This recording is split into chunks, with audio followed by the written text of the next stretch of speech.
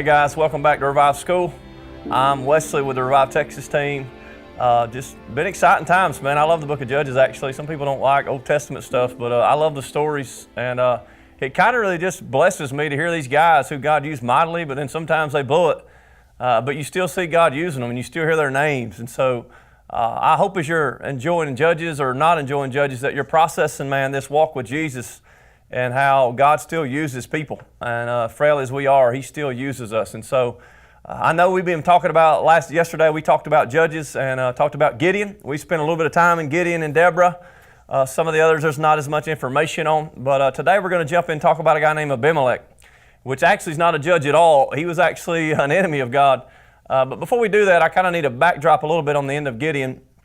And so I don't know about you, but it blesses me to hear about Gideon. He was hiding from his enemies. God empowers him.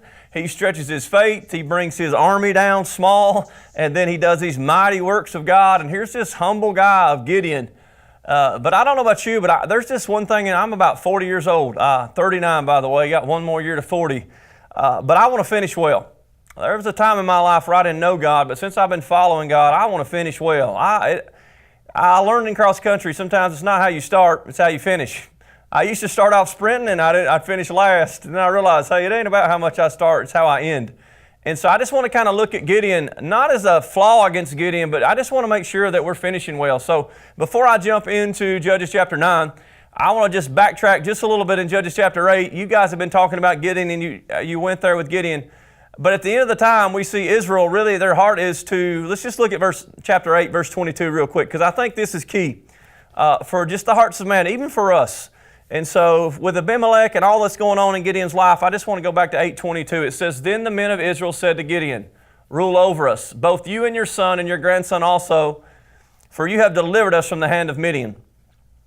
But Gideon said to them, 'I will not rule over you, nor shall my sons rule over you, the Lord shall rule over you.'" So Kevin, if you want to go back to verse 22, after you see the deliverance God brings through Gideon, people naturally are inclined to follow a man.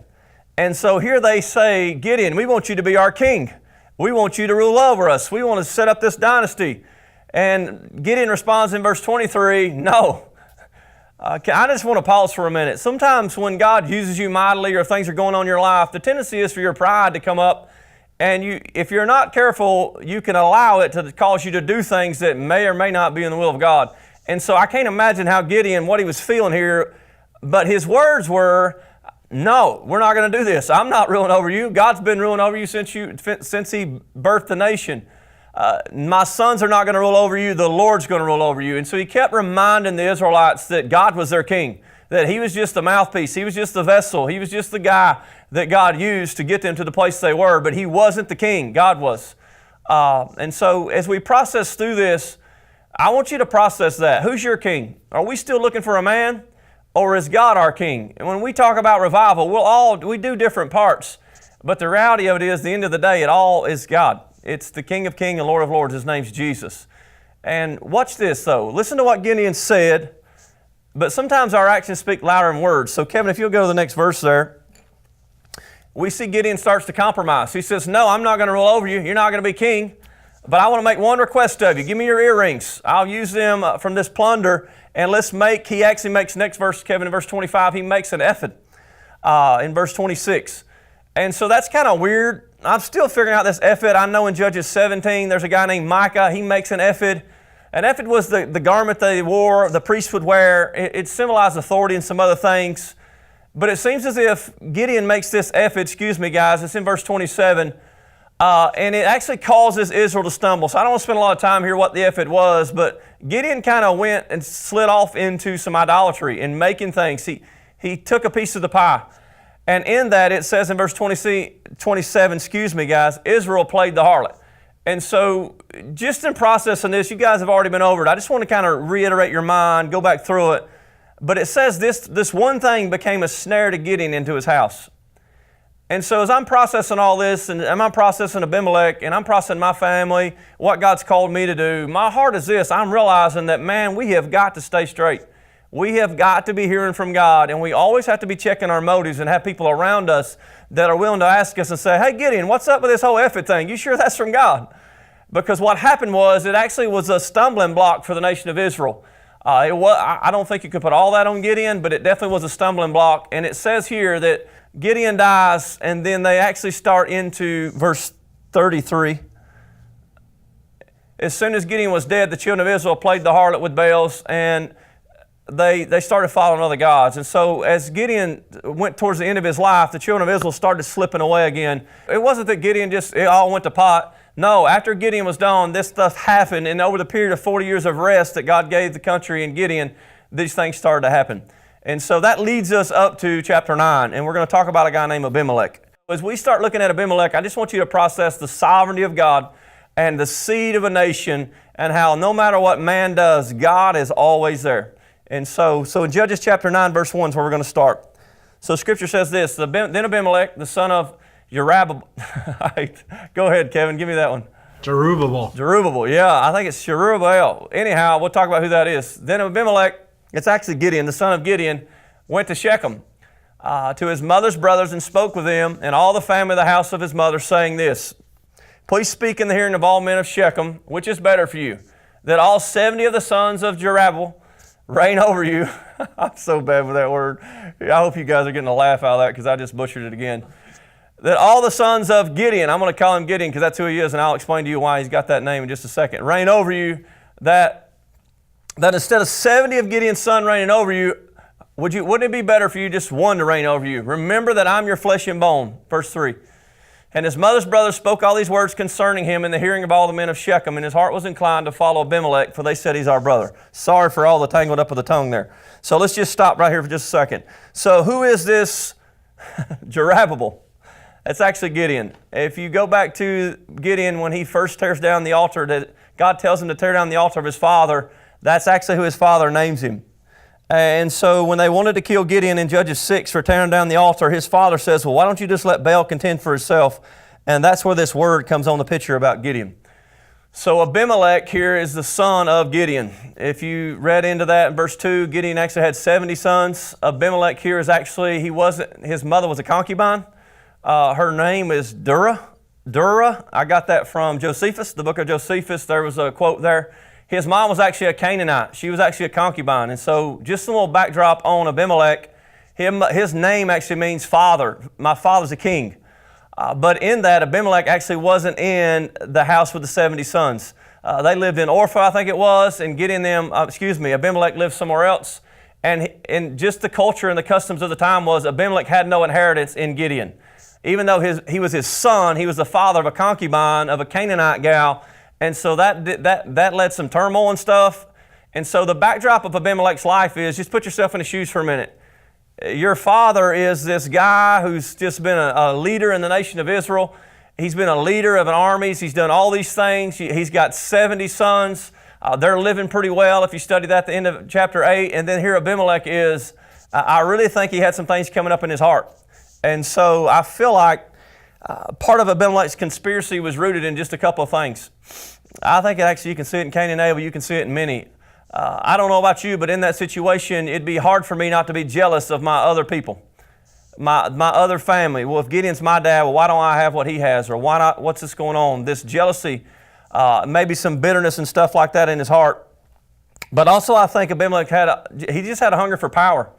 Sometimes that jealousy and that hurt creates a hunger for power to make a name for yourself.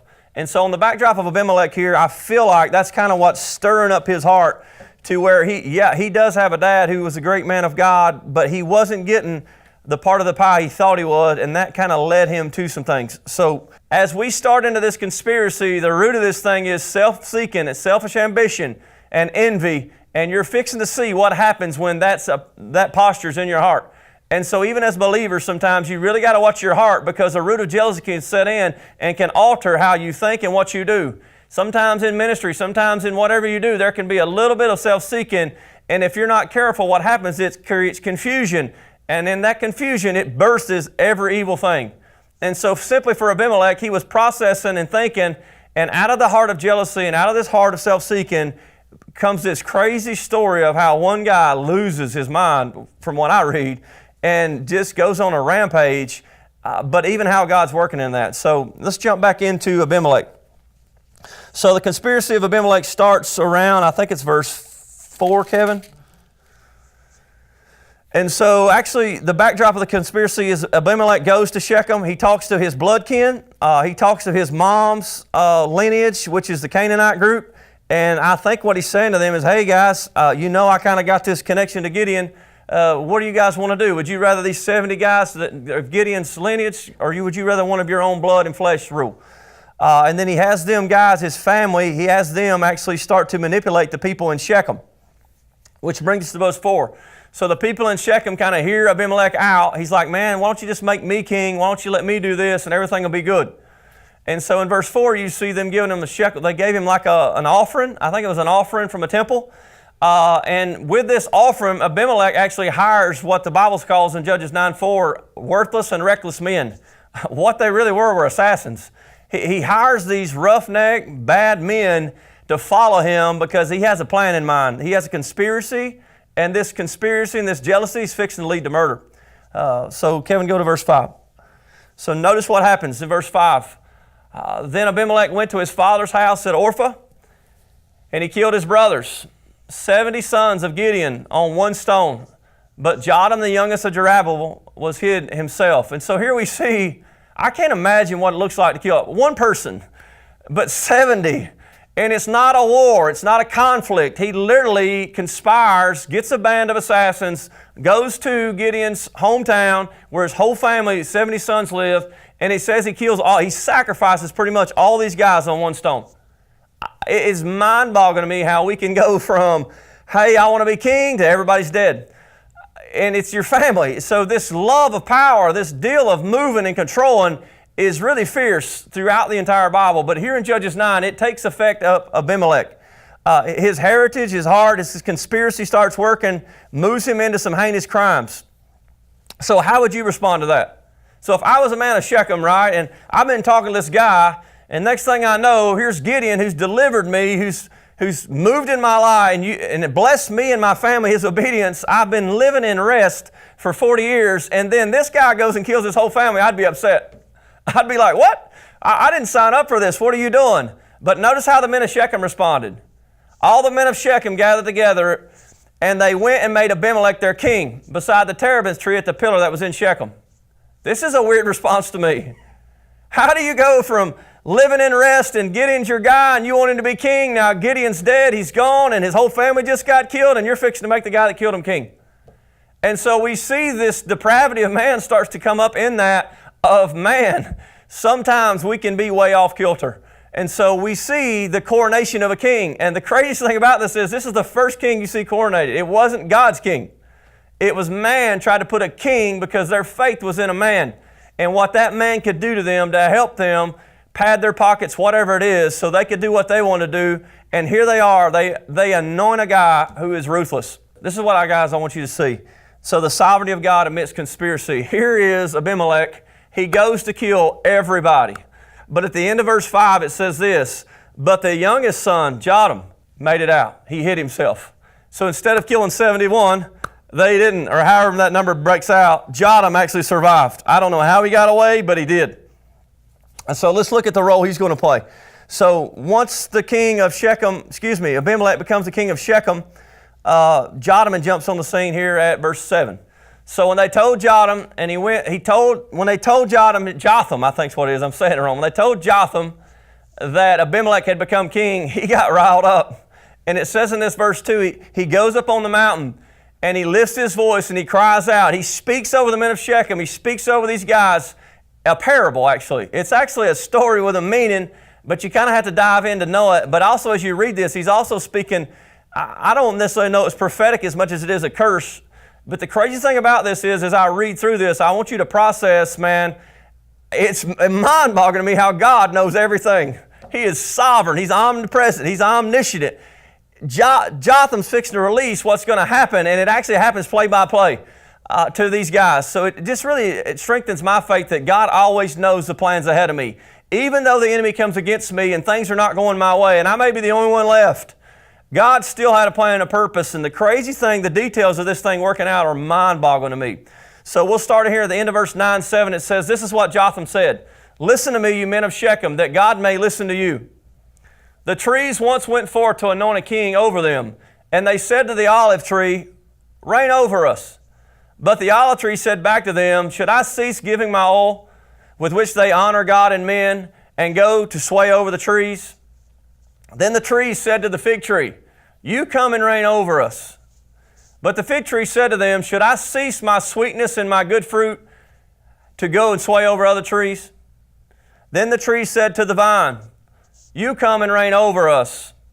But the vine said to them, should I cease my new wine, which cheers both God and men, and go sway over the trees? And then all the trees said to the bramble, you come and reign over us. And the bramble said to the trees, if in truth you anoint me as king over you, then come and take shelter in my shade. But if not, let fire come out from the bramble and devour the cedars of Lebanon. Now therefore, if you have acted in truth and sincerity in making Abimelech king, and if you have dwelt with Jerubbaal and his house and done to him as he deserves, for my father fought for you, risked his life, and delivered you out of the hand of Midian. But you have risen up against my father's house this day and killed his sons and made Abimelech king, the son of your female servant, king over Shechem because he's your brother. Let's stop right here for just a second. I jumped in a little bit to the interpretation. So here we see this parable of trees. It's kind of weird when you first see it. He's talking to the trees. So I'm going to grab my notes right here. So as he pulls out this parable of trees, he said, the trees once went forth to anoint the king. So the trees is talking about the men of Shechem. Just the people that's actually producing. They're productive human beings. Abimelech went to these guys and he talked to them and said, hey, I want to be your king. They were looking for a guy because they were looking for Gideon. They were looking for a guy, and Abimelech came.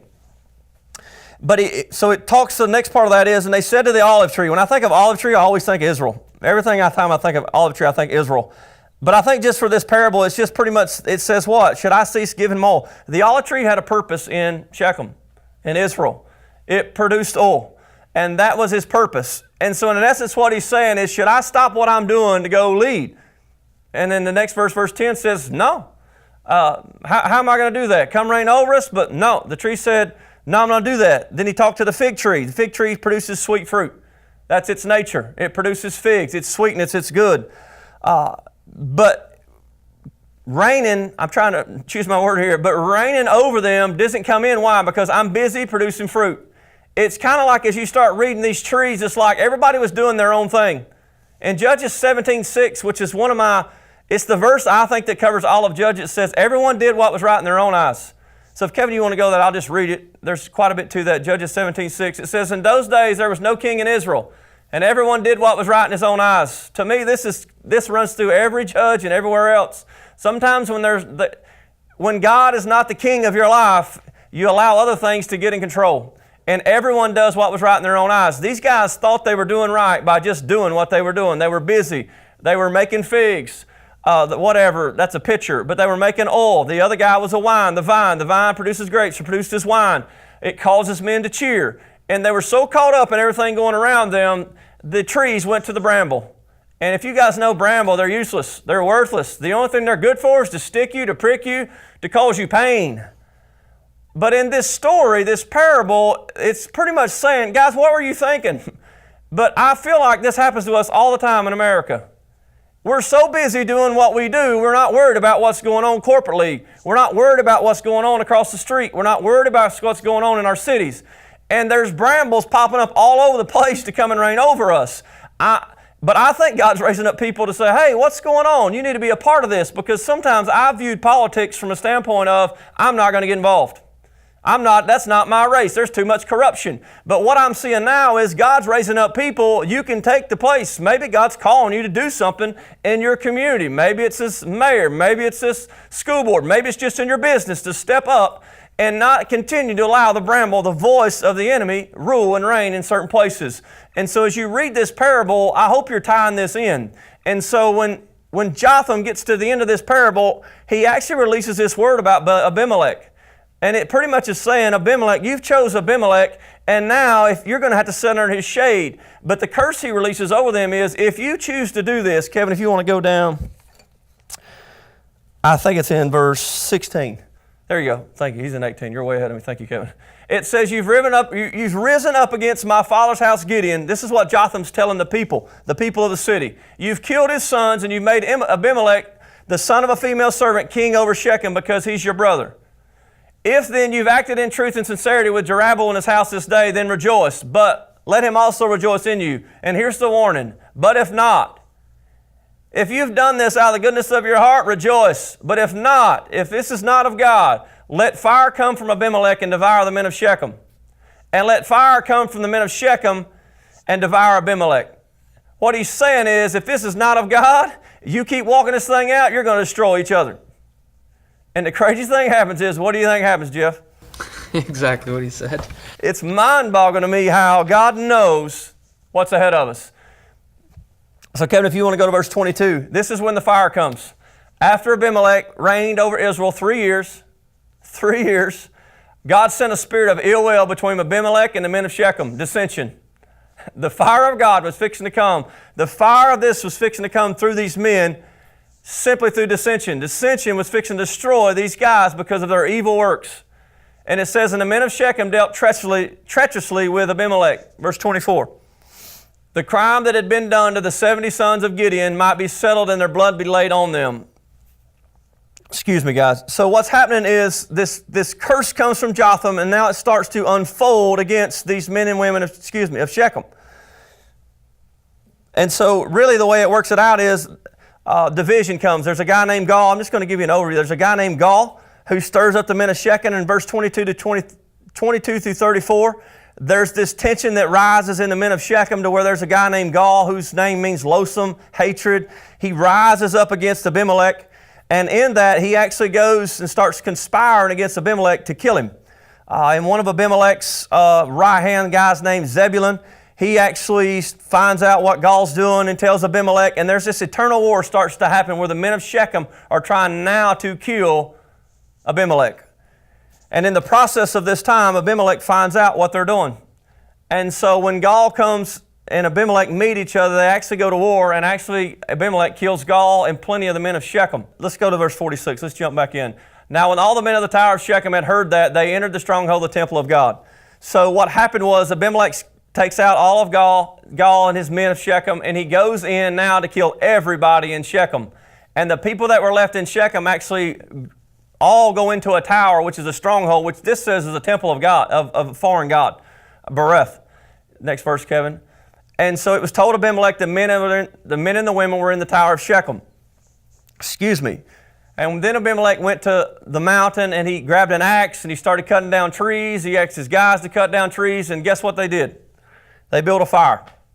And so this curse that came from Jotham is that the fire of God would fall on the men of Shechem, actually literally fire. They actually literally burn this tower down. And when they do, they kill 1,000 men and women. Why do I tell you this story? The labor for that story for me was simply this, man. It's really crazy to me how you can trust what God's saying. When Jotham released this, he said the fire is going to devour you. And here it is, Abimelech burns down the tower of Shechem and kills 1,000 men and women. But the other part of that curse was what? The men of Shechem will burn Abimelech. And so now Abimelech leaves Shechem. He goes to a town called Thebes in verse 50 through 55. And at Thebes, they're actually in a tower there. And so he's going to use the same plan and burn the city. And so as they're getting their stuff together to burn the tower, there's this lady. Abimelech goes up to set the fire, this kind of stuff and that. She actually drops a millstone on his head, which is really random. Here's Abimelech. He's killed all these people. He's killed the men of Shechem. All these things are going on. It's like, I don't believe in karma, but it's like, man, he couldn't cheat what was already coming. And in that business, as he set the tower and he started to burn it with fire, this lady a certain woman drops a millstone on Abimelech's head and crushes his skull. It actually doesn't kill him, but as he's laying there, flopping around, whatever you want to say it, he asked his armor bearer to kill him because he didn't want nobody to say that he was killed by a lady, which is really random and weird. But the reality of it is this. I don't know what it is with Deborah and Barak. I don't know what it is with this guy. Whether you die or not, jail, tent peg through the guy's skull. I don't know. Whichever way I die, millstone or not, I don't want to die like that. So I don't know the deal with the lady. But the reality of it is this. You can't cheat the sovereignty of God. God's plan and purpose will not be thwarted by what man wants to do. Evil can come and try to tip the scale. We always see the scale, the evil, the apple, our sin, depravity, the enemy's tactics, man, death comes, sword comes, but you always see the scale of God, the hand of God moving through the power of the Holy Spirit. Here it is, a simple gal, nobody knows her name, drops a millstone, and the enemy's taken out. And so as you process this with Judges, right after the end of Judges 9 here, after Abimelech's off the page, it says that Israel starts just living for God. But in that, there's some unfaithfulness. The sovereignty of God saves them, but then he raises up a guy named, I need to write a couple. There's only like 3 verses about these judges. But these 2 judges were raised up towards the end, and it just says they judged. It doesn't say war, it doesn't say battle. So at the beginning of chapter 1, you see the 6th judge come on the scene. This is after Abimelech. It's Tola. And it says Tola judged 23 years and died in Shamir. And then after he died, it doesn't say anything about what Israel did. It doesn't say anything about that. Then raises up Jair. And Jair is 22 years, and he dies in Kamon. And so you have a period of roughly 45 years where Israel is under the authority of a judge, and they're actually walking and doing what they were supposed to do. And then in chapter 9, verse 6, idolatry starts to invade the culture. And I want to just pause right here for just a second. There's like this progression of sin. And so as you're processing this in Judges 10:6, as you're reading through all this stuff, they went for 45 years walking in rest, but then all of a sudden when they jump in, the description's way bigger here. It says the children of Israel did evil in the sight of God, but look at this laundry list. They served Baals, they served gods of Syria, they served the gods of Sidon, they served the gods of Moab, they served the gods of Ammon, the gods of the Philistines, and they forsook the Lord. It seems like the progression into sin is getting way more vast. It's not 1 or 2, it's like this is all... It's pretty encompassing in they had let the nations of the world infiltrate who they are. And so as we're processing these judges and all these things are going on, Abimelech came, he tried to conspire against what God was doing and destroy what Gideon and his lineage and these things. But the whole part of this was God said, no, I'm your king. You don't need a king, I'm your king. The Lord is your king. And man keeps trying to do different things to exalt himself and rule over, but God's still trying to tell Israel, hey, seek me. You've got to quit seeking the things of the world. And so I know there's a lot in these books of Judges, but as you start processing these things, just process in your mind, what does this look like for me today? There's going to be Abimelechs come and go. There's always going to be people who are hungry for power and jealousy. But my heart is this, that I wouldn't be moved by that. That I would be like Jotham, that I would stand up in the midst of opposition and release, this is what God said, this is what God's doing, and I would hear God's voice, and I would walk by faith in these arenas until I see what God's promised. God is looking for us to take a stand like Jotham did amidst the chaos, and in that, Jotham heard from God. And so my challenge to you guys is you read through the book of Judges and you study Abimelech and you stumble through these words like I'm stumbling through these words, and sometimes the scriptures go like this. Don't miss the fact of this, man. God is just. But in His justice, there's mercy and their love for us as we keep walking it out. You guys have a great day. I look forward to going through Judges some more. Be good.